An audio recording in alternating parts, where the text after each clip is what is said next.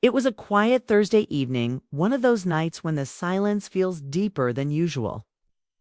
The clock ticked steadily as I curled up on the couch under a soft fleece throw. An old black and white movie flickering on the TV. The house had been mine alone for nearly 5 years since my divorce. Over time, I'd grown into the solitude morning coffee on the porch, evening walks with my neighbor's dog and slow, peaceful nights with a good book or classic film. I had just settled into the last half of the movie when I heard a faint creak, not startling just enough to make me glance toward the door. There stood Jason, my daughter's friend from college. I hadn't seen him in years, not since he'd helped her move after graduation. He looked older now, more grounded. Broad shoulders, rain-dampened hair, and a quiet, calm expression. "Mrs. Harper," he said gently, stepping inside. "Sorry he knocked, but maybe you didn't hear. Your porch light's flickering. I was in town visiting my folks and thought I'd check in. Hope that's okay." It took a second to register, but I smiled. Jason, of course. "Don't stand there getting soap, come in." He smiled that familiar, warm smile. I handed him a towel, and we stood in that pause, the kind that always follows unexpected reunions. He looked around the living room, at the photos still hanging in the same places, the old quilt on the chair. "You look great," he said with a soft sincerity. "It's really nice to see you." I laughed lightly, brushing my hair behind my ear. "Flattery, after all these years." He nodded at the TV. "You're still watching these old classics?" "Some things never change," I replied. "Want to sit? I'll make tea." We settled into a rhythm like old acquaintances falling into step. He talked about his job out in Denver, how he came back to visit his parents now and then. I told him about my simple routines, my garden, and the little antique shop I volunteered at once a week. It was easy, natural. But there was something else a shift. A quiet sense of awareness in the way he looked at me. Not inappropriate, just different. Like he saw me not only as someone from his past, but as a person he was genuinely interested in knowing again. At one point, as he reached for his tea, our hands brushed. It was brief, accidental, but it lingered. Our eyes met for a second, and in that moment, everything around us felt still. Then he smiled a little shyly. "I should probably get going," he said. "Didn't mean to interrupt your night." "You didn't," I said. It was nice, unexpected, but really nice. He stood and I walked him to the door. Rain still trickled outside, silver under the streetlight. "Would you like to stop by again while you're in town?" I asked. He paused, then smiled. "Yeah, I'd like that." As the door clicked shut behind him, I stood still for a moment. My heart beat a little faster than it had in a long time. The movie was still playing, but I barely noticed. Something had shifted. The next morning, I lingered over my coffee. The sun spilled across the kitchen counter in golden streaks. I kept thinking about the way he looked at me, gentle, curious. I reminded myself not to read into it. Jason was always thoughtful, kind. Maybe it was nothing more than that. But the truth was, I hadn't felt that kind of warm, though ever subtle, in years. By midday, I tried to clear my mind with chores. I trimmed the roses, cleaned the shed, kept busy. But my thoughts wandered, returning to his voice, his eyes, that quiet moment in the living room. By evening, I was setting soup on the stove when I heard another knock. My heart skipped at the door. Holding a paper bag was Jason. He smiled. "Hope this isn't bad timing," he said. "I brought something over, figured you might like it." I brought over some off my mom's homemade bread, figured it would go good with that soup I smell. It blinked. "Come in." I said a little breathless, perfect timing. Actually, Wes sat at the small table by the window Theon I usually reserved for myself. We've a 10 talked again, and the ease from the night before returned, like it had never left, but this time it felt even warmer.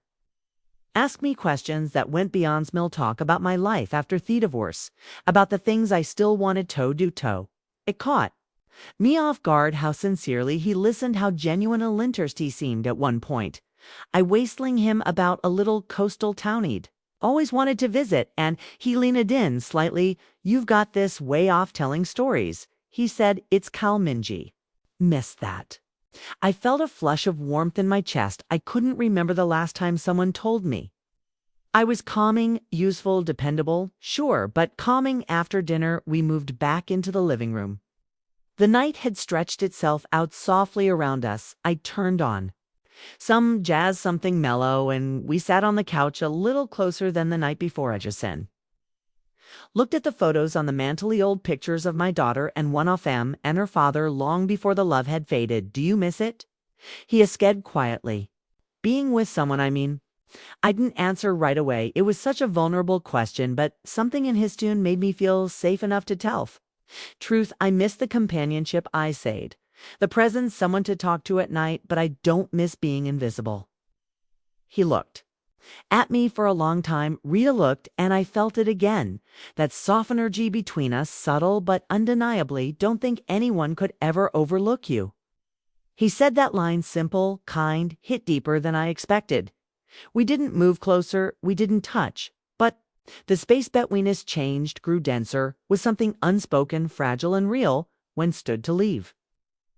I walked him to Theodore again. The night air was cooler, and evening before, and I noticed him hesitate.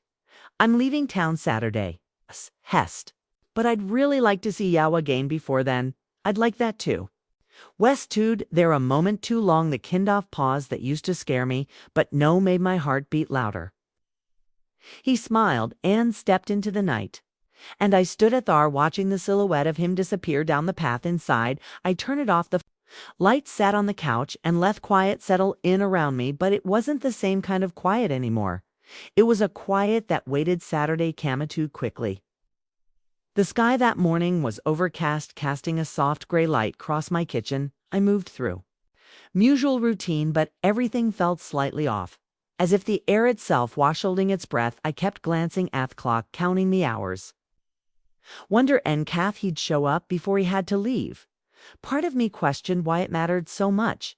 It had only been 2 brief evenings, hadn't done anything but talk, but Thiwei, I felt inside, told a different story, a story I hadn't let myself believe in for a long, long time. By noon, I'd made up me mind I wouldn't wait around. Passavelli baked a lemon pound cake, the kind used to make for guests when the house was still full of laughter. I set it on the counter and glanced toward the window. More times than I care to admit. It was just after 2 when the doorbell rung. I didn't rush, though my heart didn't win. I opened the door. There he was, Jean's jacket, a slight scruff on his jawand, that familiar smile, but this time his eyes held something else, a softness mixed with uncertainty. I wasn't sure if it would be okay to come by. He said, don't want to intrude. You're not, I said, stepping aside. You're exactly on team.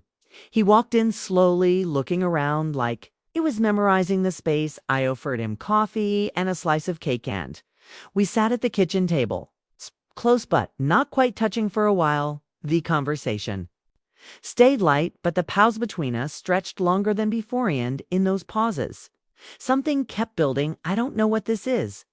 Hesad, eventually, his voice low, but these past few days have felt different. With you.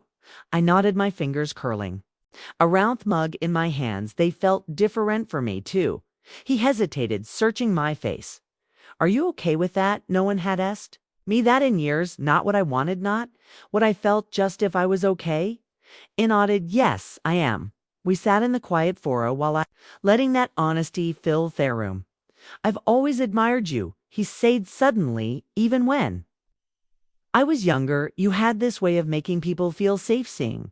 And now I see you in a different way, not as someone's mother. Just as Yahweh's words landed in places I didn't know were still tender, places I thought had closed for good. I reached out, gently placing my hand over his head or in his palm.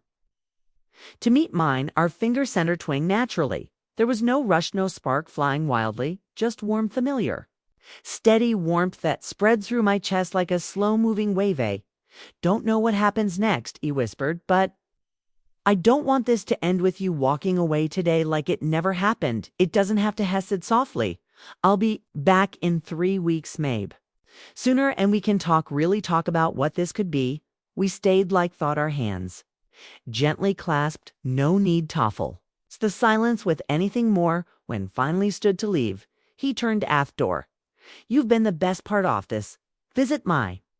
Eyes welled up before I could stop them, not from sadness, but from something I hadn't felt in Ike Wishope, and as the door closed behind him, Ike realized that even if nothing more ever came from it, something inside me had changed. I had been seen, heard, desired, and I was ready, finally, for whatever might come next. The days after Jason left were quiet, but no longer lonely. There was a shift inside, less subtle but powerful, like spring slowly blooming after a long gray winter. I moved through my routines. With more attention, more presence, my morning coffee tasted richer. The air felt warmer even. The silence in the house felt different. No longer empty, but full over my eyes. I didn't hear from him for a few days, but I wasn't worried. I trusted the connection we had made, and in truth, needed the space to sit with everything that had stirred inside me. One evening, about a week after he left, I was folding laundry when my phone buzzed. A message from Jason. I made it back. Been thinking about you, Kun. I call tonight. My heart jumped, just like it used to when I was young and falling for someone new. That surprised him at my age. I had expected those kinds of feelings to be memories, not present-day experiences. When we spoke later that night, it was like slipping dento. A familiar rhythm. We talked 4 hours about everything and nothing. A How strange and beautiful it was to find some man unexpectedly, and how rare it was to feel so safe so quickly. I think that moment on your couch, he said quietly, not because it was dramatic, but back. It was real. You didn't have to say anything. I just felt you. I let that sink in for so long. I had lived behind a kind of emotional curtain, polite smile surface conversations, but with Jason Theckertain had lifted, and I had stepped forward, unfiltered, vulnerable, and alive over. The following weeks we stayed in touch, long calls, little messages, even pictures of his dog or the book he was reading, and then one day he sent a message that made me stop in my tracks. He went to see you again, not just for a dakin. I come stay for the weekend. I stared at the screen for a long time, not buck. Doubted my answer, but because of what it meant, saying yes. Me acknowledging that what we had wasn't just a passing connection. It was a mething we both wanted to explore. When arrived that Friday evening, the hug lasted a little longer. The silence between us was comfortable now. There was no performance, no pretending. Just a deep growing affection that had room to breathe. We spent the weekend doing these simplest things, cooking together, walking by the lake, watching old movies, curled up on the couch, but under all of it was a current, gentle but steady, pulling us closer on. Saturday night we sat outside, and there's a blanket wrapped around our shoulders, a glass of wine in our hands. I used to think I had to be a certain version of myself for someone to love me. I said, softly. Thinner, youngerless, complicated. Jason looked at me, high size, full of something steady and true. You're more real than anyone I've ever known, he said, and that's exactly why I am her. I reached out and touched his face, letting my hand rest there for a moment. Lines around his eyes, the warmth in his skin, the way he leaned into my touch, it all felt crowded, honest. That night we didn't need words. We simply existed in a quiet closeness of something new and beautiful. There was no urgency, no screech, just to people at different chapters of life, discovering something rare together. When he left the next day, it wasn't painful. It wasn't goodbye. It was the beginning of something we both wanted. Tonature, gently, intentionally, and as is stood by the window watching him drive away. I smiled, because love hadn't passed down by it, had simply taken the long way. Thanks for listening.